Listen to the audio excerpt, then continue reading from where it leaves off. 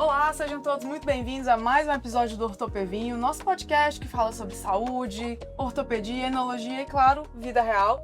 Hoje, nesse episódio, nós temos convidados, como sempre, maravilhosos. Cadeira cativa do Ortopevinho, nossa gastroenterologista Vanessa Marques, mas hoje ela nem está tanto como gastro, né, Vanessa? Verdade. Nossa sommelier, convidada de hoje, Alana Lima, que sempre faz esse serviço incrível aqui no Bote, que é nosso patrocinador de sempre, e o cirurgião vascular, que é a estrela deste episódio, Dr. Pedro Diógenes, que vai falar com a gente um pouquinho sobre lipedema.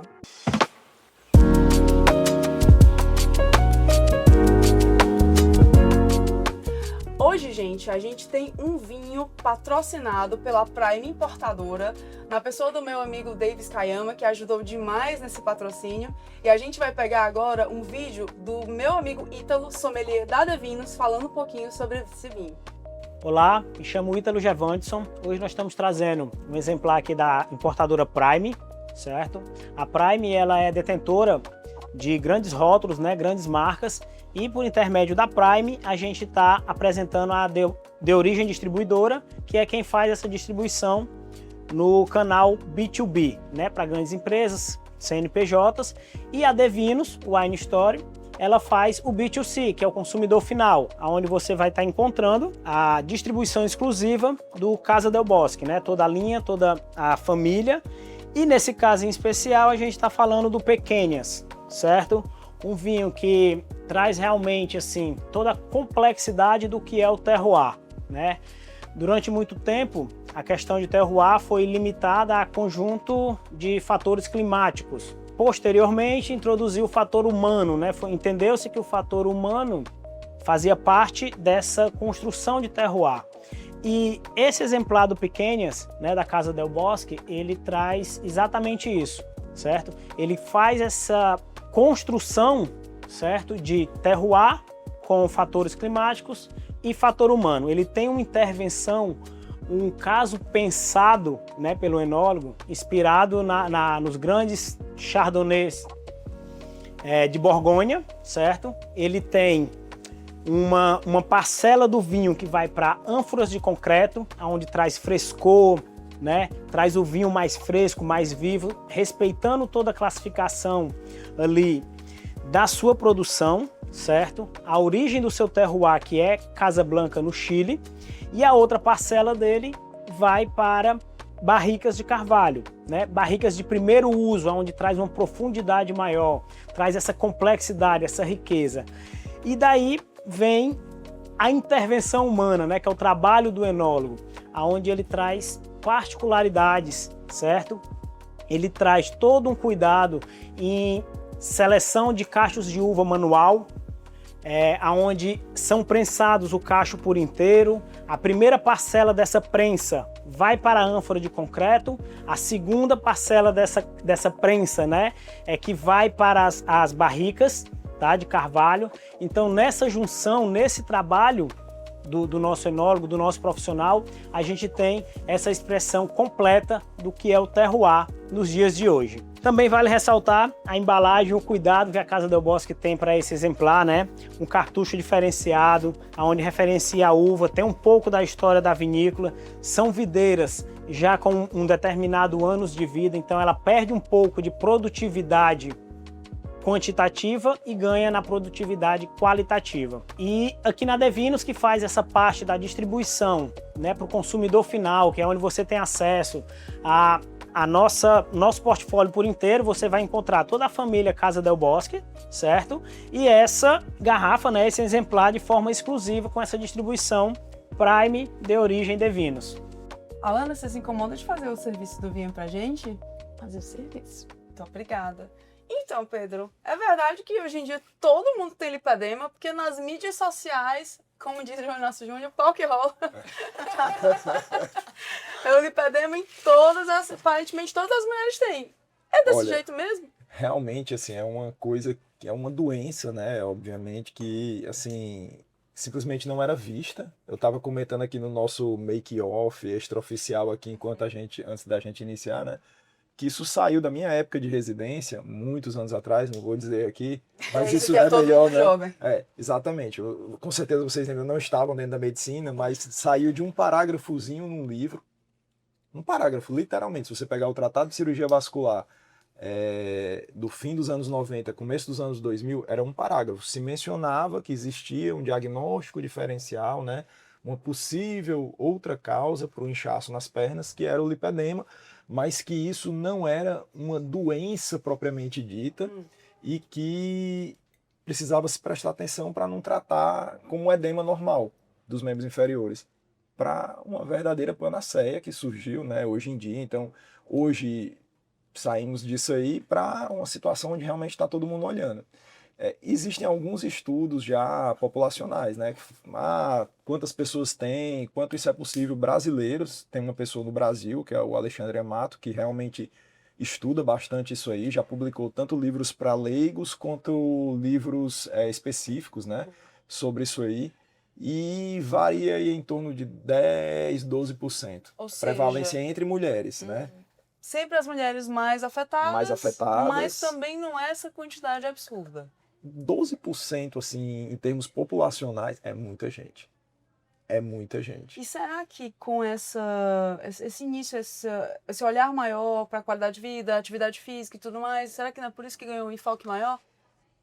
Eu creio que sim, e porque realmente pelo fato de ser uma doença, né, e as pessoas terem, então não é porque agora a gente começou a olhar para isso aí e tem consenso, tem livro, tem material para se ler sobre isso aí, que a doença surgiu. A doença sempre existiu, só que a gente não via. Diagnosticado, né? E a gente muitas vezes tem vários problemas de saúde. Então o que acontecia? Esses pacientes iam para o consultório médico e eram tratados para outros problemas, sejam eles ortopédicos, por dores nos membros. Ai, chega demais. Doutora, minha perna enche. Eu falei, moça, não é aqui. Não é aqui, você veio no lugar errado. Não é aqui.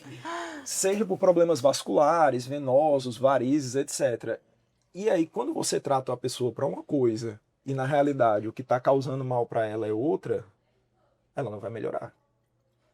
E aí eu acho que esse olho, essa atenção que isso aí passou a surgir foi pela inefetividade do tratamento de várias outras doenças.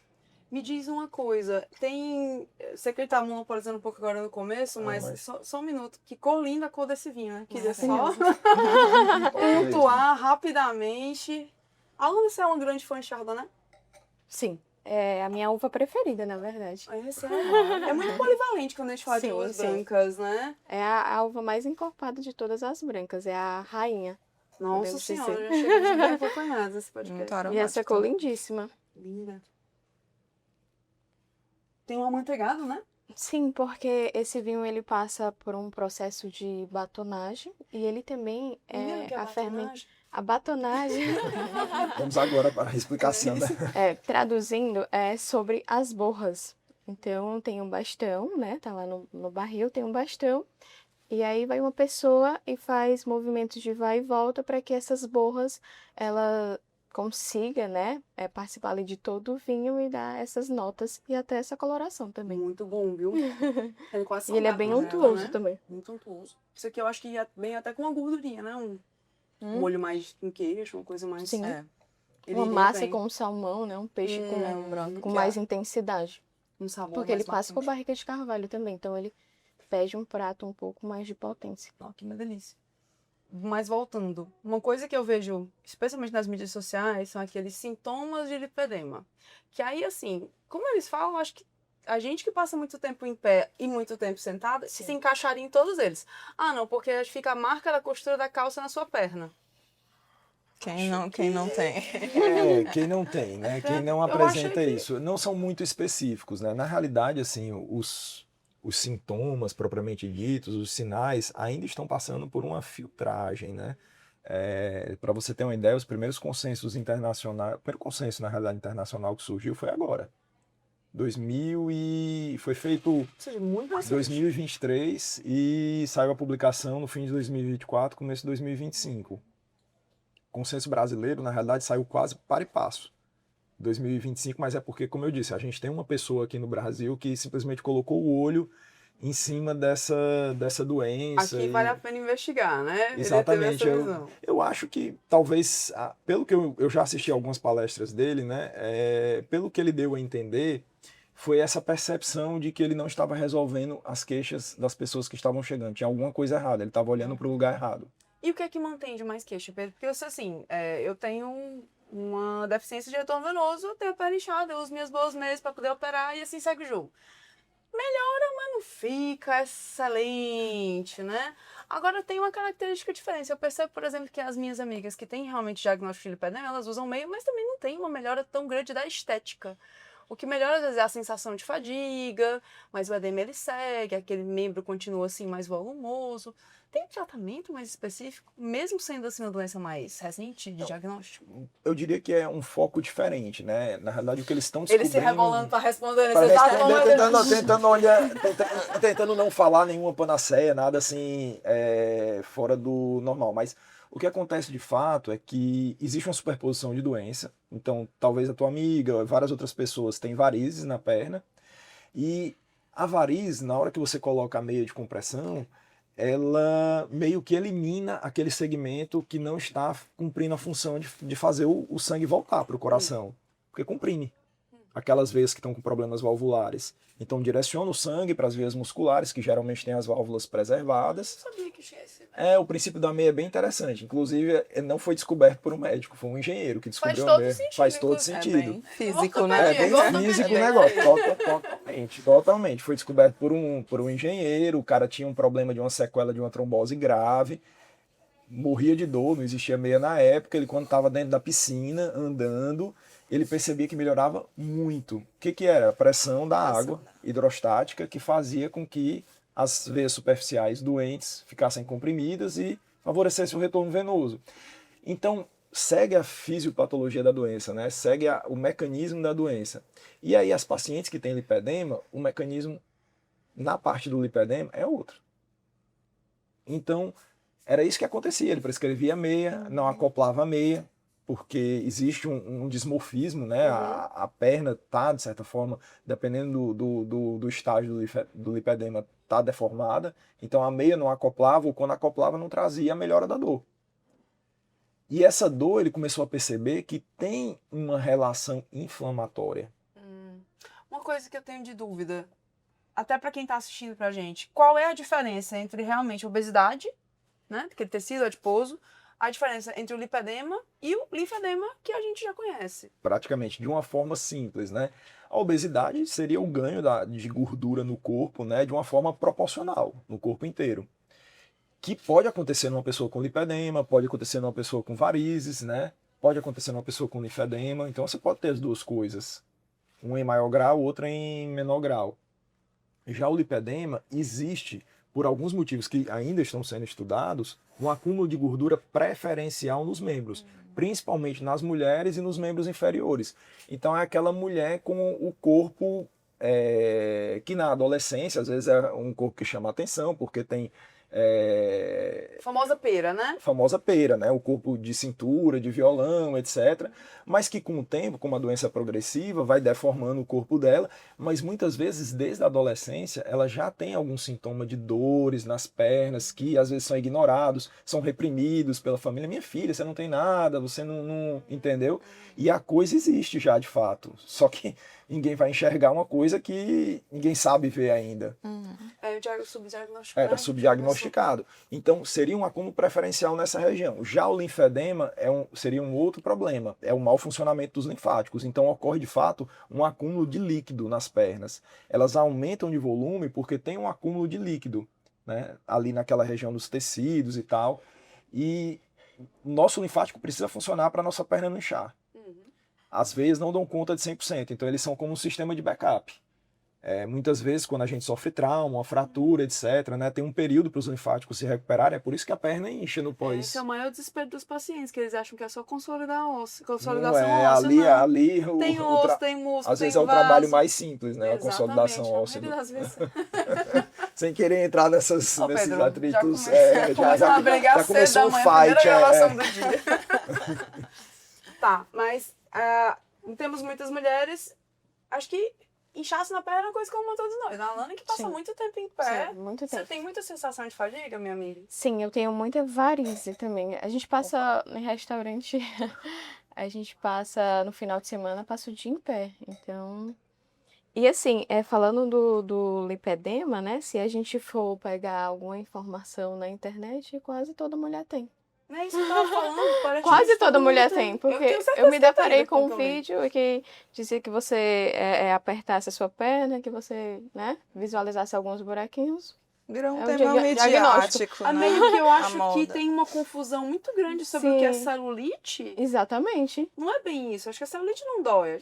E até dói, mas aí fica aquela confusão, né? Dos buraquinhos na perna, do inchaço. Do inchaço. Mas você sabe que eles estão pesquisando sobre isso aí e eles estão vendo cada vez mais que talvez sejam espectros de apresentação da mesma Ah, doença. meu Deus. O que seria isso na realidade? Seria um processo inflamatório, porque quando, por algum motivo Agora a gente vai mais hormonal, agora a gente- endócrino, que não está bem esclarecido, o corpo tende a mandar a gordura para os adipócitos ali naquela região, né, da pele, do subcutâneo.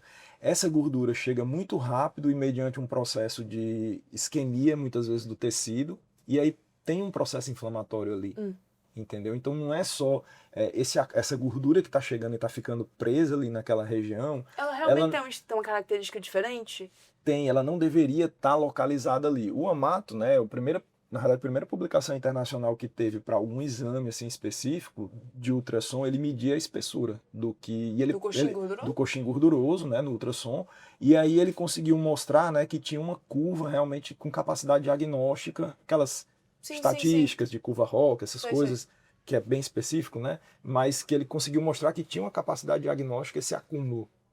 E aí agora já está surgindo até coisa nova. Eles mostram que as traves do subcutâneo da pessoa, quando ela tem o lipedema e a celulite, elas estão deformadas. E tem sinais ultrassonográficos, isso aqui eu faço até um agradecimento a uma colega nossa radiologista lá de Mossoró, é a Joana. A Joana é uma radiologista top que tem lá em Mossoró. As mulheres sempre. Certeza. Ali assim, é fenomenal. Ela, acho que o aparelho de ultrassom mais moderno que eu já trabalhei foi o aparelho dela. Para você ter uma ideia, uma vez eu perguntei, Joana, quem eu encaminho em Fortaleza para fazer esse perfil de ultrassom? Que ela tem aqueles transdutores que veem, tipo assim, os sinos de uma osteomielite. Nossa Senhora. É uma coisa assim, 22 MHz, é bem... Ela disse, olha, eu só conheço o meu aqui, outro em Recife, então é bem estudiosa. De Mossoró para o mundo, querido. De Mossoró para o mundo. E aí ela me trouxe uns trabalhos, né? Eu comentei com ela que ela me trouxe uns trabalhos. Pedro ficou pressionado. Disse que ia estudar. Todos Aí- nós. Calma que daqui a pouco eu saber o que é que você estudou. Mostrou que as traves do subcutâneo estão deformadas. Então, em tese, a ultrassonografia Tem- pode ser um exame para diagnóstico. Sim. Em um breve futuro. Em um breve futuro, quando tiver mais validado, mas sim, mostra que não só está deformado, como tem sinais ultrassonográficos que coincidem com sinais de isquemia. Interessante isso. Então, se Então- tem uma vascularização menor, naturalmente você vai ter dificuldade de absorção, etc. E um processo inflamatório associado com a isquemia ali. Então, a dor, ela tem fundo, sim. Ela Então, não é só psicológica. ali, Como não a é- vascularização é menor, esse negócio de ficar com umas equimoses de maneira mais fácil faz sentido. Sim, os vasos são mais frágeis, as equimoses são mais frequentes e no local de dor. Então, o que a gente está, na realidade, a minha opinião, aí é uma opinião já de uma pessoa que não estuda tanto sobre o assunto, tá certo? Mas a opinião Pedro, sincera... se você é vascular, eu sou ortopedista telegastro e você não, agora caiu a Mas casa. a minha opinião sincera é que é uma doença que a gente está colocando o olho agora, os critérios estão sendo estabelecidos, mas ela veio para ficar. Ainda vem muita coisa Ainda vem boa. muita Ainda coisa, vem muito muita estudo coisa bom que por aí, vai né? ajudar as pessoas em geral, tanto quem lida tratando os doentes, né, como quem tem a doença para ter uma qualidade de vida melhor. Até porque é uma coisa complicada, porque em tese cabe todo mundo. É vascular, endocrinologista, gastro. E aí depois que a gente conversou sobre a possibilidade de falar sobre o tema, Vanessa, você percebeu que tem muita ligação com a sua área, Muito mais do que você eu esperava. imaginava, né? Inclusive, ficamos todos tensos, né? Se Pedro Vascular ficou tenso, imagina eu. Eu acho ótimo. Mas assim, como ele brilhantemente explicou, o lipedema ele é uma doença sistêmica, né? Então, é uma doença que tem um caráter inflamatório, né? Do tecido gorduroso, do tecido conjuntivo, dos vasos linfáticos. Então, ele pode ter uma relação com a gastroenterologia, eu vi, assim, duas grandes principais vias, né? Uma por ser uma condição que está muito associada com obesidade, com hábitos de vida, né? Sedentarismo, alimentação, às vezes, errada. Isso aí, né, está diretamente relacionado com o intestino, impacta total na saúde digestiva.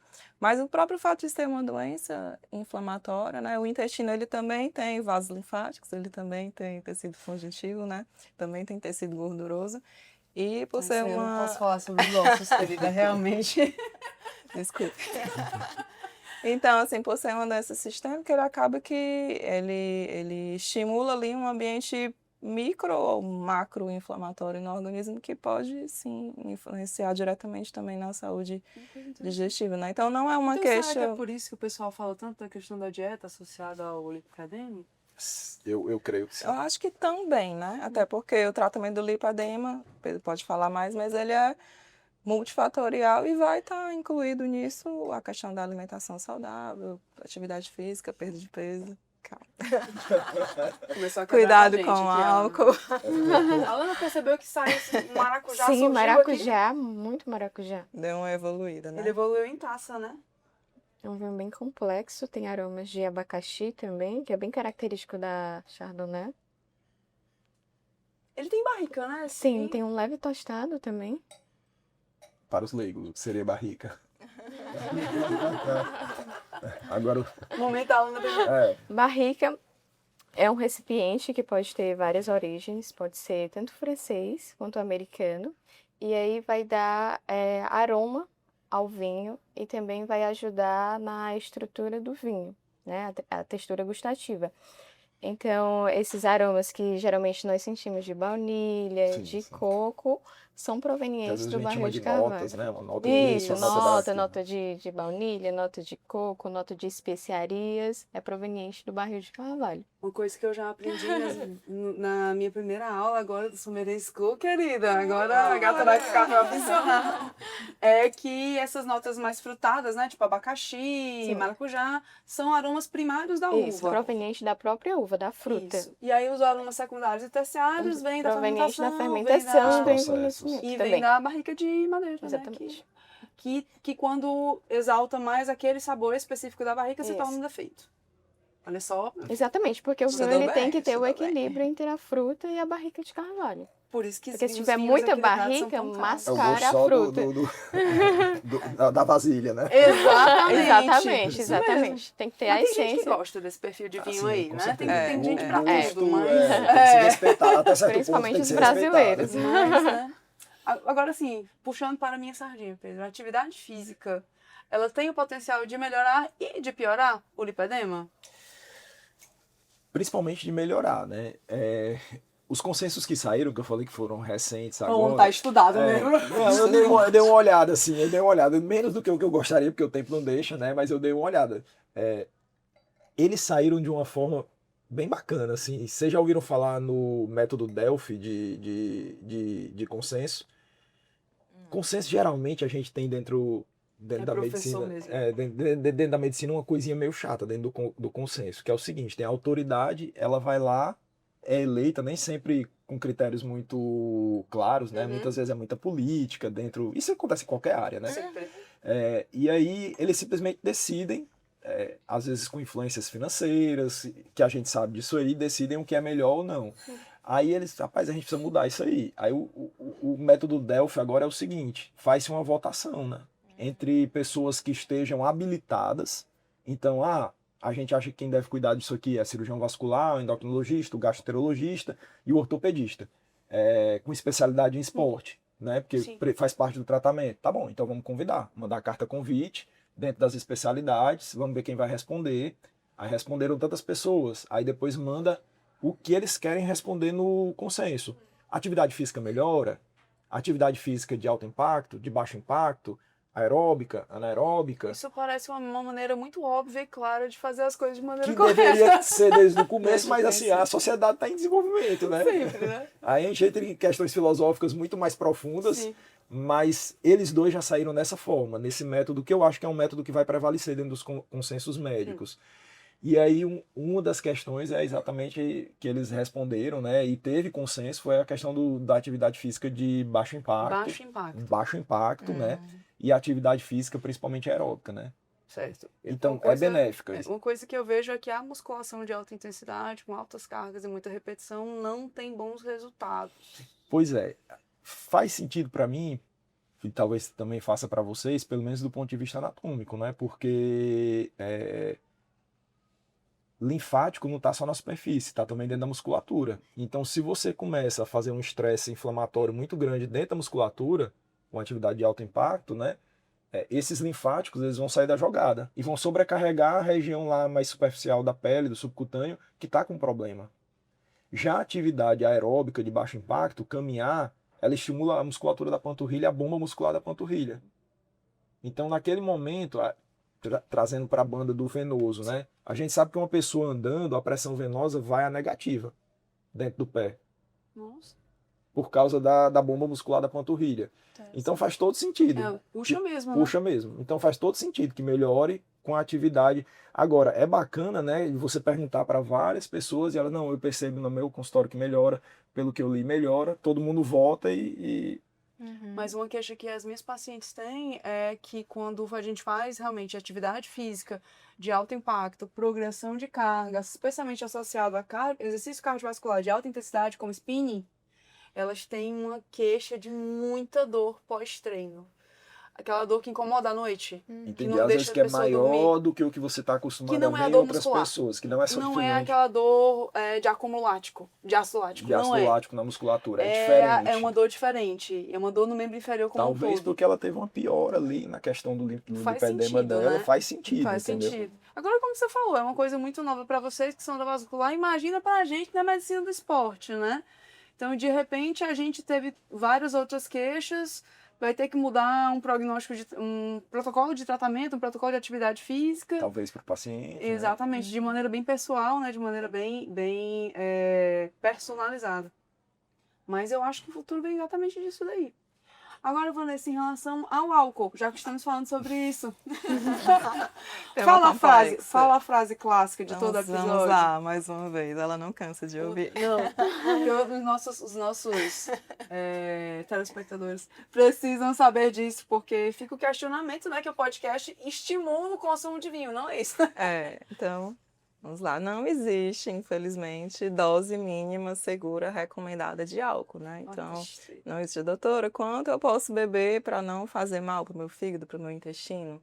Não existe essa resposta. Então, é aquela coisa, a gente sempre orienta, primeiro de tudo, ver se a pessoa não tem nenhum problema de saúde que contraindique totalmente. Por exemplo, paciente que tem cirrose, em teoria ele não já pode ficou beber. É zero, né? É zero, né? Que tem esteatose hepática, gordura no fígado, com inflamação mais intensa ou alguma outra doença hepática, a recomendação é zero. Se o paciente então não tem nenhuma contraindicação formal, a gente orienta que consumo com cuidado, o mínimo possível, e tentar, como na vida, equilibrar e minimizar riscos de outras formas, né? Tentando ter alimentação saudável, atividade física, hábitos de vida saudáveis. A gente teve uma época que teve um estudo cardiovascular grande, né, que mostrava que até uma taça por dia você tinha, né, as pessoas populacionalmente na média de uma taça por dia tinha uma pequena redução de risco cardiovascular e que acima de 2 taças o risco ficava acima do abstêmio, né, na pessoa que não toma. E depois teve muita questão, né? Meio que isso caiu de Meio novo. que isso No caiu. passado tinha muito essa questão da cardiovascular, das substâncias dos vinhos, dos taninos e tal. Mas realmente o que eles se sabe é quiseram que tirar isso o aí, né? álcool, ele realmente meio que derruba, Corta, né, o infelizmente, efeito todos os Os outros taninos, potenciais benéficos do vinho. Saiu um infelizmente. estudo novo que eu acho que todo mundo já viu, mas precisam os nossos, né, pacientes, enfim, enófilos ficarem sabendo. Que é a comparação entre a pessoa que não bebe e faz atividade física, Certo. a pessoa que bebe e faz atividade física Certo. e o sedentário que não bebe. Interessantíssimo esse estudo. Esse é Esse é o pior excelente. Porque mostra que o top do top é a pessoa que não bebe e faz atividade física. Certo. Logo abaixo dele é a pessoa que bebe de maneira, né, Controlada. moderada. Pessoa que não bebe e faz atividade física em primeiro lugar. Em segundo lugar, a pessoa que faz atividade física e bebe de maneira moderada. E por último, o sedentário que não bebe. O sedentário que bebe a gente não vai nem conversar sobre esse assunto, né? Mas mostra que realmente a atividade física tem um fator de proteção. Não é que anula, né, os efeitos Não anula negativos. tudo, mas você colocar numa balança sedentarismo e álcool, o sedentarismo ele tende a pesar muito ainda mais. mais. Ser muito mais grave muito do mais. O que impacto é qualquer muito outro maior. hábito alimentar. Sem dúvidas. Pedro, se você pudesse dar orientações para as pacientes que nos escutam aqui em relação à lipedema. O que fazer, como conduzir, se você tem uma suspeita, e aí? O que você orientaria? O que a gente tem de mais evidência até agora, né, é que o ideal sejam algumas modificações no estilo de vida, né? Então, de início, né, tentar uma dieta anti-inflamatória, certo? E aí eu deixo até, eu passo a bola um pouquinho para você conversar um pouquinho sobre a dieta anti-inflamatória, que eu mesmo tenho várias dúvidas, né, sobre isso aí. Eu sei que está ligada à questão dos ultraprocessados e tudo mais.